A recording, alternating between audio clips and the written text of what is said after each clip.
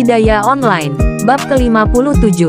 Ya, saya berencana meninggalkan tempat ini setelah sarapan, kata Yuan setelah Luoli bertanya tentang kepergiannya. Begitukah aku mengerti? Luoli mengangguk sebelum melanjutkan. Mari kita lanjutkan percakapan ini dengan orang lain. Oke, beberapa saat kemudian, Yuan dan keluarga Luo mulai sarapan. Kemana Anda berencana pergi setelah ini, Saudara Yuan? Atau apakah Anda masih berencana pergi ke hutan bambu ungu untuk pelatihan? Luo Ling bertanya padanya saat sarapan. Sementara mereka biasanya berbicara setelah sarapan, dia tidak ingin membuang waktu lagi setelah mengetahui bahwa dia akan segera pergi. Tidak, rencanaku telah berubah. Aku akan pergi ke Spring City setelah ini untuk bertemu dengan seseorang. Adapun pelatihan di hutan bambu ungu, itu harus menunggu sampai nanti. Kota musim semi, itu cukup jauh dari sini bahkan jika kamu terbang ke sana dengan pedang. Tuan Luo berkata kepadanya. Betulkah? Seberapa jauh itu? Yuan bertanya dengan cemberut sedikit cemas. Khawatir dia mungkin tidak bisa bertemu Yuro tepat waktu. Kota musim semi berjarak sekitar 30.000 mil dari kota Pang kami. Anda akan membutuhkan lebih dari 100 jam untuk terbang ke sana bahkan jika Anda terbang tanpa istirahat sepanjang perjalanan. Tidak mungkin.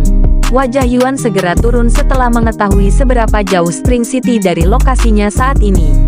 Pada tingkat ini, seluruh liburan Yuro akan berakhir pada saat dia bahkan sampai di sana. Dan dia harus menunggu seminggu lagi sebelum mereka bisa bermain bersama. Melihat keputusasaan di wajah Yuan, Luo Ming berbicara dengan lantang.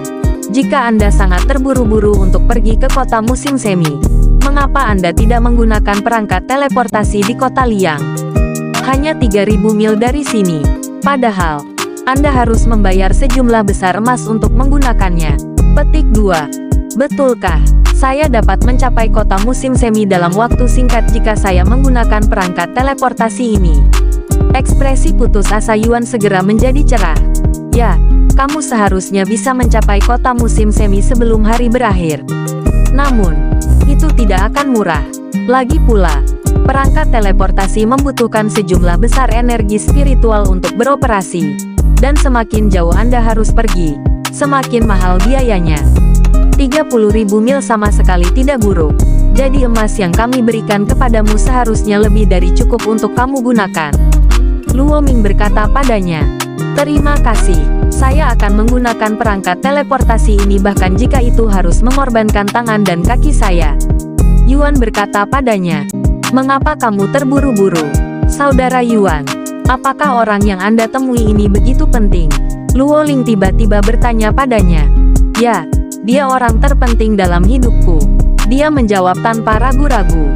Orang terpenting dalam hidupmu, Luo Li mengulangi dengan suara rendah. Merasa agak iri pada orang ini. Bahkan Xiao Hua tidak bisa menahan diri untuk tidak menatapnya dengan minat yang terusik. Tidak berlebihan untuk mengatakan jika bukan karena dia, aku tidak akan hidup sekarang. Yuan mengangguk dengan ekspresi tulus di wajahnya. Apakah dia kekasihmu, Saudara Yuan? Luo Ming tidak bisa tidak bertanya padanya. Hahaha, tentu saja tidak. Yuan menertawakan kata-katanya sebelum berkata, dia saudara perempuanku. Oh, itu hanya saudara perempuannya. Keluarga Luo menghela nafas lega setelah mendengar kata-katanya. Adik saudara Yuan, orang macam apa dia? Xiao Hua tiba-tiba bertanya padanya sambil menatapnya dengan intens.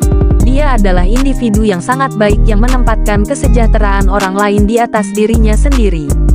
Meskipun dia sudah cukup sibuk dengan hidupnya sendiri, dia tidak pernah gagal untuk merawatku setiap hari. Bahkan ketika dia sendiri kelelahan, dan aku tidak bisa cukup berterima kasih padanya atas pengorbanannya. Sepertinya kamu memiliki saudara perempuan yang luar biasa, Saudara Yuan. Saya sepenuhnya mengerti mengapa Anda harus pergi sekarang. Luo Li berkata kepadanya sambil tersenyum. Setelah percakapan kecil selesai, mereka melanjutkan makan. Beberapa saat kemudian, setelah sarapan selesai, Lord Luo berbisik kepada salah satu pelayan. Pelayan itu kembali beberapa menit kemudian dengan gulungan di tangannya dan menyerahkannya kepada Yuan. Peta itu akan menunjukkan kepada Anda bagaimana menuju ke kota Liang dari sini. Karena Anda akan terbang, itu akan jauh lebih mudah bagi Anda. Tetapi Anda harus melewati pegunungan sebelum Anda dapat melihat kota Liang. Petik 2. Terima kasih. Yuan menerima peta itu. Izinkan saya untuk mengantar Anda keluar, Saudara Yuan. Luoling berdiri dan berkata kepadanya, aku juga akan datang.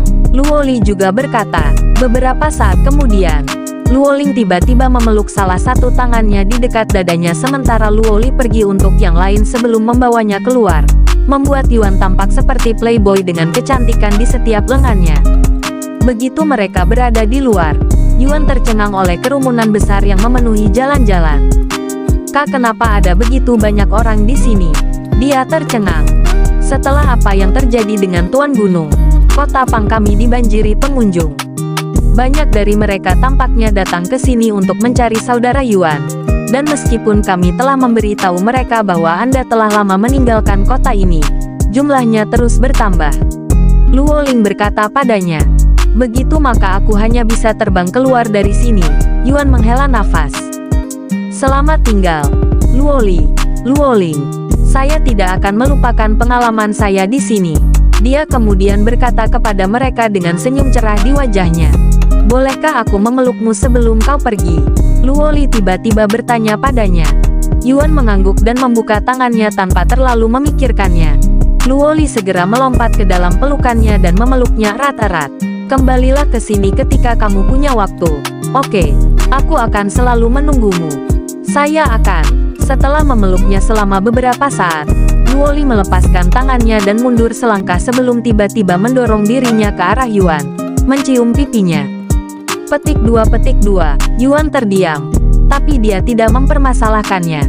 Sampai jumpa lagi, Saudara Yuan, Luoli berkata kepadanya dengan wajah merah sebelum berlari kembali ke dalam rumah. Giliranku untuk mengucapkan selamat tinggal. Luoling juga pergi untuk memeluknya. Aku akan merindukanmu, gumamnya padanya. Beberapa saat kemudian, Luoling melepaskannya dan menciumnya di sisi lain pipinya. Dan tidak seperti Luoli, dia tidak segera melarikan diri sesudahnya. Lain kali kamu mengunjungi kami, kita bisa melakukan sesuatu yang lebih intim. Dia mengedipkan mata padanya dengan cara yang menggoda. Meskipun Yuan tidak bisa memahami arti di balik kata-katanya, dia tetap menganggukkan kepalanya. Aku akan menemuimu nanti, katanya padanya. Begitu Luoling juga memasuki rumah, Xiao Hua berkata kepadanya, kakak Yuan pasti populer di kalangan wanita. Hehe, dia menunjukkan senyum malu-malu sebelum berbicara. Ngomong-ngomong, mari kita pergi ke kota Liang untuk perangkat teleportasi. Yuan kemudian mengambil pedang rohnya untuk membiarkan Xiao Hua mengendalikannya. Beberapa saat kemudian, mereka berdua melayang menuju langit yang cerah dan meninggalkan kota, mengejutkan orang-orang yang melihat mereka dari bawah. Bersambung.